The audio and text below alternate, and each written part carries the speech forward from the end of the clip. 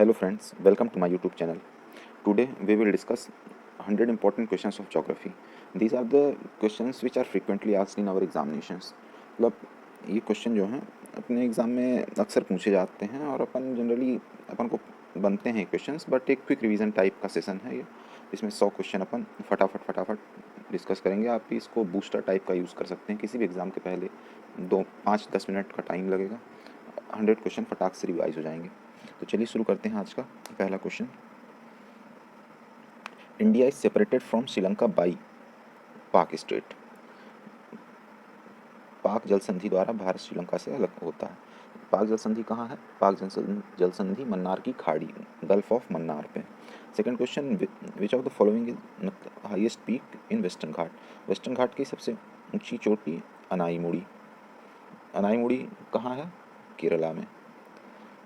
Next question, highest plateau of India. यहाँ पे confuse नहीं होना है, हाईएस्ट प्लेट्यू ऑफ इंडिया पूछा है, जो कि लद्दाख प्लेट्यू। अगर वर्ल्ड का पूछता तो पामेर का पठार, जिसको अपन दुनिया की छत बोलते हैं, रूफ ऑफ द वर्ल्ड बोला जाता है जिसको। Next question, largest man made lake of India. Gobind Sagar जो झील है वो सबसे बड़ी मानव निर्मित झील है भारत की। Next question, floating national park, तैरता हुआ राष्ट्रीय उद्यान, सभी को पता है केबुल लामजाओ कहाँ है? मणिपुर में। किस झील पे है? लोकटक झील पे। कौन सी घास वहाँ पे उगती है? फुंडिस घास। तो ये एक्चुअल में ऐसा है कि एक बहुत बड़ी सी लेक है, उसमें इतनी घास उग गई है कि वहाँ पे आदमियों ने घर बना लिए हैं। तो और घर बनाने के साथ साथ वहाँ अच्छे खासे पेड़ हो गए हैं और एक तरह से वो पूरा जंगल टाइप का बन गया, तो उसको कंबाइंड रूप से सरकार ने नेशनल पार्क घोषित कर दिया। Next question, Surat is situated on bank of. Surat जो है वो कौन सी नदी के किनारे पर स्थित है? ताप्ती नदी। ताप्ती नदी के किनारे सूरत स्थित है। ताप्ती नदी ईस्ट से वेस्ट में गिरती है और जब ये गिरती है तो एस्चुरी बनाती है। First national park of India, ये एक बहुत इंपॉर्टेंट क्वेश्चन है, कई बार पूछता है। भारत का पहला राष्ट्रीय उद्यान, अपन को पता है जिम कॉर्बेट, पर एक्चुअल में जिम कॉर्बेट नहीं था। 1936 में 1936 में हैली नेशनल पार्क की स्थापना हुई थी, जिसका बाद में नाम बदल के जिम कॉर्बेट कर दिया गया। तो कई बार क्वेश्चन पूछ लेता है कि हैली नेशनल पार्क के बारे में, तो Hailey national park Jim Corbett का पुराना नाम है। Next question, silent valley situated in. Silent valley कहाँ है? केरला में। अब यहाँ पे एक चीज़ और कंफ्यूज होने वाली बात नहीं है, साइलेंट वैली और सिलिकॉन वैली। सिलिकॉन वैली कहाँ है? बेंगलुरु, कर्नाटका। और साइलेंट वैली कहाँ है? केरला। ठीक, चलिए मैं इसको हटा देता हूँ एक बार। अगर आप स्क्रीनशॉट लेना चाहें तो स्क्रीनशॉट ले लीजिएगा। बढ़ते हैं अपनी अगली स्लाइड पर। नेक्स्ट क्वेश्चन, वही अभी जो मैंने बताया, कौन सी नदियाँ हैं जो समंदर में मिलने से पहले एस्चुरी का निर्माण करती हैं? तो नर्मदा और ताप्ती। नेक्स्ट, भारत का सबसे बड़ा जनजाति समूह, सबको पता है गोंड। सेकंड, भील। भील ही है सेकंड, एक बार कंफर्म कर लेना, मेरे को लग रहा भील ही है, क्योंकि मैं मध्य प्रदेश से हूँ, तो मध्य प्रदेश में भील जो है वो सबसे ज़्यादा है, सेकंड पे गोंड आता है, तो मैं थोड़ा सा कंफ्यूज हो रहा हूँ। नेक्स्ट, भारत का सबसे दक्षिणतम बिंदु, southern most tip, Indira point. यहीं पे नेक्स्ट क्वेश्चन में सदर्न टिप ऑफ मेनलैंड, दोनों क्वेश्चन अलग अलग हैं, समझिएगा। सदर्न टिप पूरे भारत के नक्शे की सबसे निचली पॉइंट, तो इंदिरा पॉइंट ये कहाँ है? ये है अंडमान निकोबार पे। और भारत की मुख्य भूमि की सबसे निचला पॉइंट कन्याकुमारी है, उस पर भी जो जगह है उसको बोलते हैं Cape Comorin. Cape Comorin, Kanyakumari. Bharat की सबसे पुरानी पर्वत श्रृंखला अरावली कहाँ है? ये गुजरात से राजस्थान से होकर दिल्ली तक जाती है, पूरी एक रेंज है। सबसे ऊंचा शिखर गुरु शिखर है। यहाँ पे इम्पोर्टेंट जैन तीर्थ है माउंट आबू, नाम तो सबने माउंट आबू का सुना ही होगा, घूमने चले जाना अगर मौका मिले तो। नेक्स्ट, सह्याद्री पर्वत श्रृंखला के नाम से कौन जाना जाता है? सह्याद्री जो गुजरात और महाराष्ट्र का जो कोस्टल एरिया है, वहाँ पे वेस्टर्न घाट को सह्याद्री नाम से जाना जाता है। Okay, now next, northern Sarkar और कोरोमंडल कोस्ट, ये दोनों कहाँ, कौन से समंदर किनारे हैं? तो मतलब भारत में कोस्ट दो ही, या तो अरब सागर या तो बंगाल की खाड़ी। तो ये जो नॉर्दर्न सरकार है और कोरोमंडल कोस्ट है, ये बंगाल की खाड़ी साइड है। तो याद करने का तरीका, कलकत्ता, कलकत्ता माने बंगाल, सी फॉर कलकत्ता, वो कोलकाता नहीं, Calcutta. C for Calcutta and C for Coromandel. और इसका अपोजिट उधर side, M for Mumbai, M for Malabar. Okay. Next, biggest riverine island of the world, नदी के अंदर सबसे बड़ा द्वीप, तो कौन सा है? माजुली है, असम का एक जिला है, बना दिया गया है इसको, ब्रह्मपुत्र नदी पे आता है ये। ठीक। नावा शेवा पोर्ट को किस नाम से जाना जाता है? जवाहरलाल नेहरू पोर्ट। ये कहाँ है? नवी मुंबई में। ठीक। पृथ्वी का जुड़वा ग्रह किसको बोलते हैं? शुक्र। चलिए, अगर स्क्रीनशॉट लेना हो तो स्क्रीनशॉट ले लीजिएगा पॉज करके, मैं आगे बढ़ता हूँ।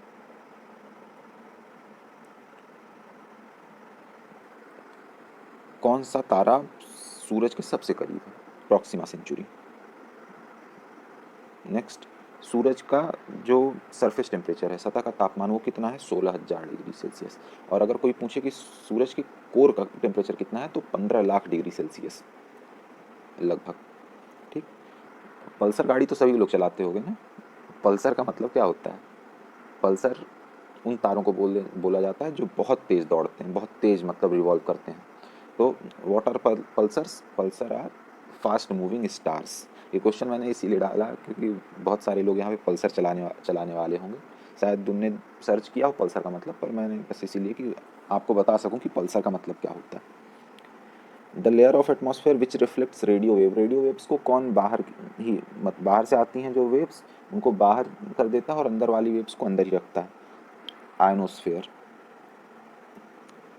जो मिट्टी का लाल रंग होता है वो किसकी वजह से होता है? Iron oxide. अभी मैंने बताया आपको, दुनिया की छत, रूफ ऑफ द वर्ल्ड, पामेर का पठार। पामेर का पठार कहाँ है? ये चाइना पे, अपने इंडिया के मतलब हिमालय के जस्ट ऊपर पामेर का पठार है। ठीक। यूरोप की सबसे बड़ी नदी कौन सी है? वोल्गा। कहाँ बहती है? रशिया में। कंफ्यूज होने वाली बात नहीं है, रशिया की जो राजधानी है वो मॉस्को, और रशिया का जो रिहायशी इलाका है वो पूरा यूरोप में आता है। भले रशिया अपन को एशिया में पूरा दिखाई देता है, बट वो एक्चुअल में बंजर ज़मीन है। वहाँ पे रहने वालों की संख्या मतलब 2-4 लाख से ज़्यादा नहीं होगी। तो मेन जो रिहायशी इलाका है और उसकी राजधानी होने की वजह से यूरोप में रशिया को यूरोप का ही भाग माना जाता है। वो सिर्फ वही रशिया मतलब जो यूराल रेंज के उस पार आता है। तो रशिया में बहती है वोल्गा नदी, और वो यूरोप की सबसे बड़ी नदी है। Biggest river route of the world, मतलब कौन सी नदी सबसे व्यस्त रास्ता है? तो ये है राइन रिवर। राइन रिवर, अब एक्चुअल में राइन रिवर के बारे में एक बहुत इंपॉर्टेंट फैक्ट है कि ये 14 राजधानियों को जोड़ती है यूरोप के। कितनी? 14 राजधानियों को जोड़ती है। 14 राजधानी और मतलब प्रोमिनेंट शहरों को टोटल जोड़ती है ये, तो इसलिए इसमें जो ट्रैफिक है वो बहुत ज़्यादा हुआ करता है। ठीक। सुएज कैनाल किसको किसको, ये क्वेश्चन तो लगभग सबको पता होगा और हजारों बार आ चुका है। सुएज कैनाल किसको किसको जोड़ती है? मेडिटेरेनियन सी से रेड सी, भूमध्य सागर से लाल सागर को। अभी सुएज कैनाल पे बहुत वायरल हुआ था पोस्ट भी, उसमें जहाज़ फंस गया था। तो मतलब इतनी चौड़ी नहीं, इतनी ही चौड़ी है कि मतलब अगर जहाज़ टेढ़ा हो जाए तो वहाँ पे फंस जाए और सब कुछ रुक जाए। पर इतनी इम्पोर्टेंट है कि नेशनल न्यूज़, जितने दिन तक वो जहाज़ वहाँ पे फंसा था उतने दिन तक वो इंटरनेशनल न्यूज़ बनी रही, और कितना नुकसान हुआ दुनिया का सब ने देखा होगा। नेक्स्ट, सुएज के जैसी ही एक और बहुत इंपॉर्टेंट कैनाल है पनामा। पनामा कहाँ है? नॉर्थ और साउथ अमेरिका जो कॉन्टिनेंट है उसको डिवाइड करती है एक्चुअल में, और इसकी भी चौड़ाई कुछ मीटर में है, ये भी बहुत चौड़ी नहीं है। इसके बारे में आप सर्च करोगे पनामा का अगर यूट्यूब पे तो वीडियो मिल जाएगा आपको, ये कुछ फीट चौड़ी है, बहुत ज़्यादा चौड़ी ये भी नहीं है। ठीक। तो ये कौन कौन से समंदरों को जोड़ती है? अटलांटिक को पैसिफिक से जोड़ती है, और अपन ये भी कह सकते हैं कि नॉर्थ अमेरिका को साउथ अमेरिका से अलग करती है। चलिए ठीक है, आगे बढ़ते हैं। इसका स्क्रीनशॉट लेना हो तो ले लीजिए।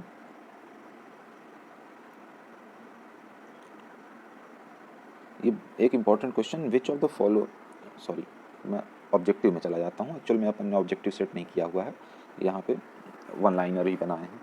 तो धरती पर सबसे लंबी रिज, अब रिज क्या होती है? रिज एक्चुअल में एक छोटा पहाड़ होता है जो समंदर के अंदर होता है। तो धरती पर सबसे लंबी ridge mid Atlantic ridge. Mid Atlantic ridge कहाँ से? ये लगभग ग्रीनलैंड से चलती है और सीधा जाके अंटार्कटिका तक जाती है। ठीक। तो इसका दूसरा नाम है, इम्पॉर्टेंट नाम है, चैलेंजर राइज। Challenger rise. अब यहाँ पे एक बहुत इंपॉर्टेंट बात है समझने की, चैलेंजर डीप और चैलेंजर राइस। चैलेंजर डीप किस क्या है? चैलेंजर डीप दुनिया की सबसे गहरी जगह है, मारियाना ट्रेंच। मारियाना ट्रेंच को चैलेंजर डीप बोलते हैं। और चैलेंजर राइस किसको बोलते हैं? मिडिल अटलांटिक रिज को। ठीक। Next, copper capital of the world, सबको पता होगा, चुकी कमाटा चिली में है, कॉपर के लिए फेमस है। अटाकामा डिजर्ट में आती है। ठीक। और एंडीज पहाड़ है वहाँ पे। यहाँ से दुनिया में सबसे ज़्यादा कॉपर अगर कहीं से निकलता है तो इसी जगह से।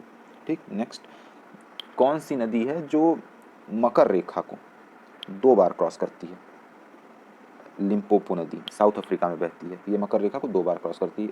2 नदियाँ और यहीं पे इंपॉर्टेंट, कौन सी नदी कर्क रेखा को 2 बार क्रॉस करती है? तो अपनी माही नदी। और कौन सी नदी विषुवत रेखा को, इक्वेटर को 2 बार क्रॉस करती है? तो कॉन्गो नदी, जिसको जायरे भी बोलते हैं। ठीक। नेक्स्ट, पीली नदी किसे बोलते हैं? Yellow river, वांगहो। वांगहो नदी कौन? इसको चाइना का शोक भी कहा जाता है। ये गिरती कहाँ है? ये जिस जगह पे गिरती है वहाँ का पूरा समंदर पीला कर दिया है इसने, इसलिए उस जगह का भी नाम येलो सी कर दिया गया है। ठीक। माउंट एवरेस्ट को नेपाल में सागरमाथा नाम से जाना जाता है। जिब्राल्टर जल संधि कहाँ है? जिब्राल्टर अफ्रीका और यूरोप को अलग करती है। किसको? अफ्रीका को यूरोप से अलग करती है।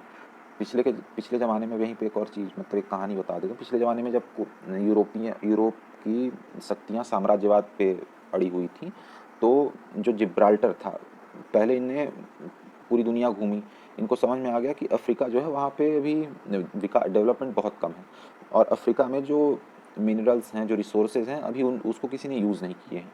तो इन लोगों का टारगेट था कि अफ्रीका को अपने कब्जे में लेना है। तो अब अफ्रीका जाने के लिए सबसे अच्छा रास्ता था वो जिब्राल्टर के थ्रू। तो जिब्राल्टर पे कब्जा करने के लिए यूरोपियंस के बीच में आपस में बहुत सारी लड़ाई हुई। तो जिसके पास जिब्राल्टर होता था, अफ्रीका पे राज उसी का होता था। तो मतलब जिब्राल्टर एक तरह से मानक स्तंभ टाइप का बन गया था कि जिसका जिब्राल्टर उसका अफ्रीका। तो सेम चीज़ अपने इंडिया में जब मालवा जाने के लिए दिल्ली के शासकों ने कोशिश की, तो उनको ग्वालियर के राजा जो थे, ग्वालियर जो उस समय पे ग्वालियर में जो भी राजा थे, उन्होंने उनका बहुत मतलब अच्छे तरीके से विरोध किया, उनको साउथ की ओर जाने नहीं दिया। तो ग्वालियर को इसीलिए जिब्राल्टर ऑफ साउथ इंडिया बोला जाने लगा। मतलब अगर आपको साउथ इंडिया जाना है तो आपको ग्वालियर जीत के जाना पड़ेगा। ठीक। नेक्स्ट, कोल्डेस्ट प्लेस, दुनिया का सबसे ठंडी जगह है जहाँ पे आदमी रहते हैं। तो ये एक शहर है ओम्याकॉन। ये कहाँ है? रशिया में, साइबेरिया रीजन पे। ठीक। विक्टोरिया फॉल कौन सी नदी पे है? विक्टोरिया फॉल जाम्बेजी नदी पे है। किस देश में है? जाम्बिया में। जाम्बेजी नदी, जाम्बिया देश। मैगलन जल संधि, मैगलन, फर्डिनंद मैगलन को जानते होगे आप। इस आदमी ने पूरी धरती का चक्कर मारा था। ठीक। तो फर्डिनंद मैगलन के नाम पे ही एक मैगलन जल संधि बनाई गई। तो ये कहाँ है? ये है साउथ अटलांटिक ओशन में। ये सभी चीज़ें मैं एक किसी दिन वर्ल्ड के मैप पे आपको सब कुछ पिन पॉइंट करके बताऊंगा कि कौन सी चीज़ कहाँ पे है। और वर्ल्ड वर्ल्ड ज्योग्राफी अगर एक बार आपने मैप से पढ़ ली, तो ये मान के चलिएगा कि वर्ल्ड ज्योग्राफी में आपसे आने वाला क्वेश्चन ऐसा हो ही नहीं सकता कि नहीं बनेगा। मैं कोशिश करूँगा एक बार वर्ल्ड ज्योग्राफी मैप से, एक बार मेरा भी रिवीजन हो जाएगा, आपका भी रिवीजन हो जाएगा। ठीक। ग्रेट स्लेव नदी कहाँ, ग्रेट स्लेव झील कहाँ है? कनाडा। अब ग्रेट स्लेव से 4 नदियों के नाम बताऊंगा। Great barrier, great slave, Winnipeg और अथावास्का। ये चारों लेक्स हैं जो कनाडा में नॉर्थ से साउथ आने पे एक लगातार एक लाइन से मिलती हैं। तो इनको ग्रेट लेक्स, इनके नाम में ही ग्रेट है, तो इनको ग्रेट लेक्स भी बोलते हैं। फिर उसके बाद 5 और नदियां हैं, 5 और झीलें हैं जो कहाँ हैं? कनाडा और अमेरिका के बॉर्डर में। मिशिगन, ह्यूरॉन, ओंटारियो, इरी और सुपीरियर। सुपीरियर लेक दुनिया की सबसे बड़ी ताजे पानी की झील है। ठीक। चलिए, स्क्रीनशॉट अगर लेना हो तो ले लीजिए, आगे बढ़ते हैं अपन। किस नदी को मैकल सुता के नाम से जाना जाता है? तो मैकल सुता नर्मदा। अब मैकल सुता का मतलब मैकाल रेंज से, मैकाल की बेटी, मतलब मैकाल रेंज से निकलने वाली नदी। तो कौन सी है? नर्मदा। भारत का चीनी का कटोरा किसे कहते हैं? तो भारत में सबसे ज़्यादा गन्ना कहाँ होता है? उत्तर प्रदेश में। तो उत्तर प्रदेश को चीनी का कटोरा कहते हैं। दुनिया का चीनी का कटोरा क्यूबा। ठीक। ब्लू रिवॉल्यूशन नीली क्रांति fish production, white revolution milk production, green revolution food grains, golden revolution oil seed. ऐसे बहुत सारी रिवॉल्यूशंस हैं, 8-9। किसी दिन इनकी पूरी एक लिस्ट बनाऊंगा मैं, तो फिर आपसे डिस्कस करूंगा इसके बारे में। कौन स्वामीनाथन, नॉर्मन बोरलॉग वगैरह, ये सब इम्पोर्टेंट साइंटिस्ट हैं जिनने अच्छा खासा योगदान दिया है अपने इस पे रिवॉल्यूशंस पे और अपने एडवांसमेंट में। तो इनके बारे में अच्छे से डिस्कस करेंगे अपन किसी दिन। ठीक। जोग वाटरफॉल कौन सी नदी पे? तो श्रावती नदी पे। ठीक। अपातानी ट्राइब्स कहाँ की नेटिव हैं?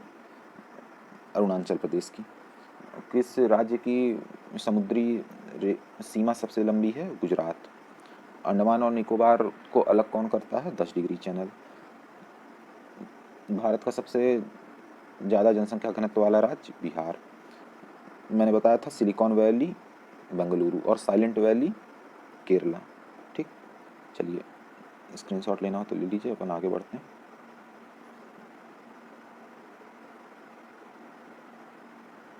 कंडाला पोर्ट, कांडला आती क्या खंडाला, वो खंडाला और कांडला। गल्फ ऑफ कच्छ में है कंडला पोर्ट। भारत का सबसे लंबा dam Hirakud. Yellow revolution, sorry मैंने भी गोल्डन रिवॉल्यूशन का बोल दिया था। Golden revolution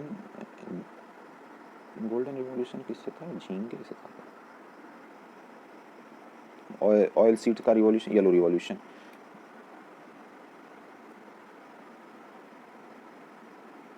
okay, next.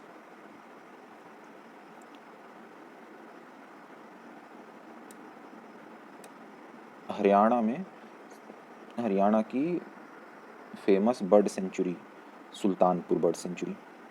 ठीक। सबसे ज़्यादा जूट का प्रोडक्शन कहाँ होता है? पश्चिम बंगाल में। ठीक। किस नदी को बिहार का शोक कहते हैं? कोसी नदी को। भागीरथी और अलकनंदा का संगम कहाँ होता है? देवप्रयाग में, और वहीं से इसको गंगा नाम से जाना जाता है। किस नदी को दक्षिण गंगा के नाम से जाना जाता है? गोदावरी नदी को। ठीक। चलिए आगे बढ़ते हैं अपन। भारतीय प्रायद्वीप की सबसे लंबी नदी? गोदावरी नदी। और भारत की सबसे लंबी नदी? गंगा। और भारत में बहने वाली सबसे लंबी नदी? ब्रह्मपुत्र। ठीक। उस दो नदियों के बीच की जमीन को क्या कहते हैं? दोआब कहते हैं। दोआब क्षेत्र, fertile land between two reverse, Doab. ठीक। आंध्र प्रदेश और तमिलनाडु के तटीय मैदान को क्या कहते हैं? अभी मैंने बताया था, सी फॉर कलकत्ता। कलकत्ता माने बंगाल साइड है, बे ऑफ बंगाल बंगाल की खाड़ी में है, और कोरोमंडल कोस्ट। सॉरी यहाँ पे एक मिस्टेक हो गई है, तमिलनाडु है ये, तमिलनाडु। ठीक। भारत का मौसम कैसा है? Tropical monsoon. मतलब हिंदी में इसको ट्रॉपिकल को क्या बोलेंगे? एक्चुअल में हिंदी में को ट्रॉपिकल का याद नहीं आ रहा।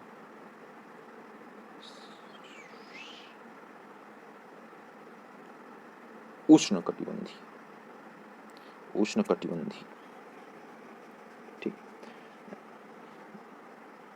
सॉइल की सैलिनिटी किससे नापी जाती है? कंडक्टिविटी से। कंडक्टिविटी टेस्ट करके सॉइल की सैलिनिटी नापी जाती है। Highest mountain peak of peninsula India, मतलब प्रायद्वीपीय भारत का सबसे ऊंचा पर्वत शिखर अनाईमुड़ी। ठीक। ग्रेटर हिमालय को किस नाम से जाना जाता है? हिमाद्री। 2021 जनगणना के हिसाब से सबसे कम जनसंख्या वाला राज्य सिक्किम। सबसे तेज चमकने वाला ग्रह शुक्र। दुनिया का सबसे ह्यूमिड कॉन्टिनेंट साउथ अमेरिका। अब यहीं पे साउथ अमेरिका ह्यूमिडिटी वहाँ की इस चीज़ से अंदाज़ा लगाया जा सकता है कि वहाँ पे अमेजन नदी बहती है, और जो अमेजन नदी है वो इक्वेटर के पैरेलल बहती है। तो बहुत सारा रीज़न इसका इक्वेटर पे आता है, इस वजह से ये इसको मोस्ट ह्यूमिड बोला गया है। ठीक, आगे बढ़े। रिक्टर ग्राफ अर्थक्वेक नापने के लिए होता है। अर्थक्वेक नापने के लिए एक और स्केल होती है, मर्केली स्केल। ठीक, तो रिक्टर और मर्केली ये दोनों स्केल क्या है, अर्थक्वेक की इंटेंसिटी और मैग्नीट्यूड के लिए। ठीक, नासिक कौन सी नदी के किनारे है, गोदावरी नदी के किनारे। दुनिया का सबसे बड़ा कॉफ़ी उत्पादक देश ब्राज़ील। कौन सा स्टेट नॉर्थ और साउथ आइलैंड को अलग करता है न्यूजीलैंड के, cook state. Narora atomic power plant कहाँ है, उत्तर प्रदेश में।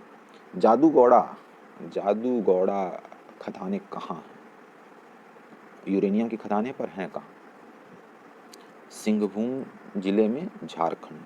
ठीक, पटकाई हिल्स जो हैं वो किसका पार्ट है, पूर्वांचल का, पटकाई बूम। ठीक, भारत की सबसे पुरानी रिफाइनरी जहाँ पे तेल छाना जाता है, Digboi Assam. 38 degree parallel border line किसको अलग करती है, ये युद्ध माने युद्ध के पहले, सेकेंड वर्ल्ड वॉर के पहले तक नॉर्थ और साउथ कोरिया के बीच की बॉर्डर थी। अब इसी को लेके विवाद हो गया है और इसीलिए नॉर्थ और साउथ दोनों एक दूसरे से लड़ाई करते रहते हैं। साउथ कोरिया की राजधानी सियोल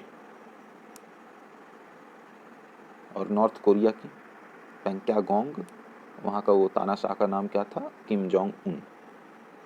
यूरोपा जो मून है वो किस ग्रह का सैटेलाइट है, तो वो है जुपिटर का। ठीक, जुपिटर का सबसे बड़ा है, ये है गैनीमेड, जो कि सोलर सिस्टम का सबसे बड़ा मून है। ठीक,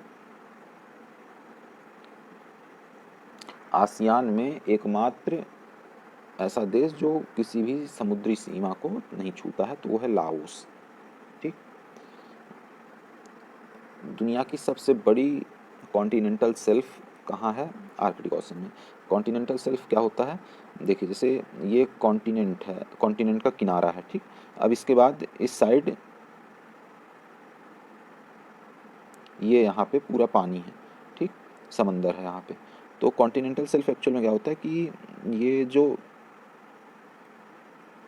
कॉन्टिनेंट है, इसकी हाइट जब ये समंदर के पास जाता है तो यहाँ पे घट जाती है, तो ये इतना क्षेत्र जो है ये पानी के अंदर डूबा हुआ रहता है, ये पानी के अंदर डूबा हुआ रहता है। और इधर तो अपन यहाँ पे रह रहा है आदमी, और जो पानी के अंदर डूबा रहता है उसी को कॉन्टिनेंटल शेल्फ बोलते हैं। तो सबसे बड़ी कॉन्टिनेंटल शेल्फ कहाँ है, आर्कटिक ओशन में, मतलब जो अपना रशिया है उसके किनारे पर ये पूरी शेल्फ चलती है। ठीक, अमेजन की सबसे बड़ी सहायक नदी मडेरा नदी, अमेजन की दुनिया की सबसे बड़ी सहायक नदी वो भी मडेरा ही है। भारत की सबसे बड़ी सहायक नदी यमुना। सहायक नदी क्या होती है, जो नदी उसी में जा नदी में ही जाके ख़त्म हो जाती है, वो समंदर तक नहीं जाती है। ठीक, नेक्स्ट, पारसिक से क्या नापा जाता है, पारसिक से नापा जाता है दूरी नापी जाती है। ठीक, भारत का एकमात्र एक्टिव वॉल्केनो, एकमात्र सक्रिय ज्वालामुखी बैरन आइलैंड कहाँ है, अंडमान निकोबार। ठीक, ऑस्ट्रेलिया की नेटिव ट्राइब्स, अभी इस समय बहुत एक विवाद हुआ था, उसमें जो ऑस्ट्रेलिया का नेटिव ट्राइबल नेता था उसको यूनिफॉर्म पहन के आने के लिए पार्लियामेंट से बर्खास्त कर दिया गया था। वो उसको मतलब टाई लगा के वो नहीं आता था, तो इसलिए उसको बोल दिया गया कि अगर आप टाई लगा के नहीं आओगे तो आप पार्लियामेंट में नहीं घुसने दिए जाओगे। तो इसकी वहाँ की नेटिव ट्राइब्स कौन सी हैं, एबोरिजिनीज और टॉरेस स्ट्रेट आइलैंडर्स, ये मतलब उनके नाम हैं। ठीक, लक्काद्वीप और मिनिकॉय को कौन अलग करता है, 9 डिग्री। मोना लाओ वॉल्केनो ये एक्टिव वॉल्केनो है, ये हर 3-4 साल में फूटता रहता है, ये कहाँ है, हवाई द्वीप पे। ठीक, माउंट रेनियर ये जो पहाड़ है ये वॉशिंगटन डीसी में है, मतलब वॉशिंगटन डीसी मतलब अमेरिका यूएसए की राजधानी। ठीक, Rajiv Gandhi national ground water training research institute ये कहाँ है, रायपुर में। ठीक, K2 तो सब जानते होंगे। K1 को किसको कहा जाता है, K1 है मार्शल ब्रूम, K2 कौन, Godwin Austen, K1 martial broom. ठीक, भारत का सबसे ऊंचा शिखर K2 ही है। K2 कहाँ है, K2 है पाक ऑक्यूपाइड कश्मीर में, पाक अधिकृत कश्मीर में। ठीक, सेरीकल्चर सिल्क वॉर्म्स की फॉर्मिंग मतलब रेशम के कीड़ों की फॉर्मिंग को सेरीकल्चर कहा जाता है। मून की स्टडी को क्या बोलते हैं? मून की स्टडी को बोलते हैं सेलेनोलॉजी। पाल घाट, पाल घाट दर्रा पता है? वेस्टर्न घाट पे 4 दर्रे हैं, थाल घाट, भोर घाट, पाल घाट और शेनकोटा। इनमें से एक दर्रा है पाल घाट, ये किसको कनेक्ट करता है? कोयम्बटूर से कोचीन को। ठीक।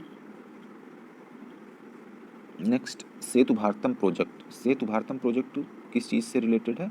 ये रेलवे क्रॉसिंग को ऊपर ब्रिज, रेलवे क्रॉसिंग के ऊपर ब्रिज बनाने से के लिए है कि भारत में जितनी भी रेलवे क्रॉसिंग है उन सब के ऊपर ब्रिज बना के जो ट्रैफिक है उसको कम किया जा सके।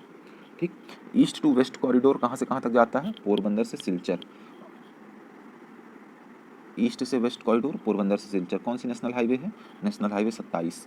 North to south corridor Kashmir से श्रीनगर से कन्याकुमारी तक। ये कौन सी? कश्मीर से कन्याकुमारी तक है। ये कौन सा नेशनल हाईवे है? 44। ठीक। नेक्स्ट, कौन सी हवा के कारण ब्लड रेन होती है? ब्लड रेन कहाँ होती है? इटली में होती है। तो ये कौन सी हवा, किस हवा के कारण? सिरोप्पो।